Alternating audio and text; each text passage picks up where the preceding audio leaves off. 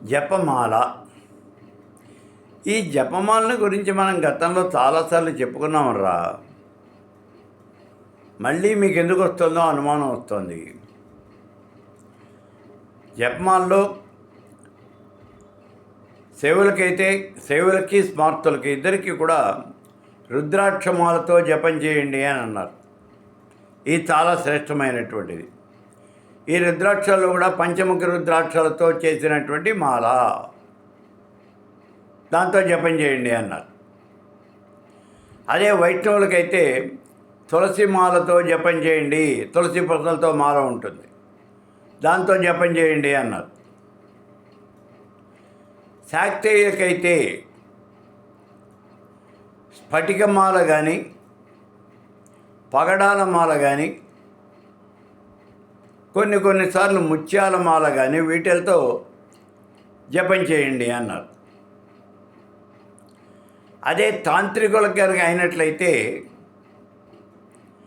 ప్రత్యేకంగా సర్పాస్తిమాల, అలాగే ఇప్పుడు మనకి ముండమాల, వీటితో జపం చేయండి అన్నారు. సర్పాస్తిమాల అంటే పాము యొక్క వెన్నుపూస. ఆ వెన్నుపూస అవన్నీ పూసలుగా ఉంటుంది కదా, విడివిడిగా ఉంటాయి అవి. ఆ పూసలన్నీ విడిగా తెచ్చుకొని దాన్ని ఒక మాలగా గుచ్చి, ఒక దండగా గుచ్చి దాంతో జపం చేయటం, అది సర్పాస్తిమాల. ఇక రెండోది ఏమిటి అంటే ముండమాల. ముండమాల అంటే పుర్రెలతో చేసినటువంటి మాల. పుర్రె అనేది సైజు పెద్దగా ఉంటుంది కదా, మరి ఆ పుర్రెతో ఎలా మనం ఈ జపమాల తయారు చేసుకుంటాం అని అంటే, నిజమే, పుర్రె చాలా పెద్దగా ఉంటుంది.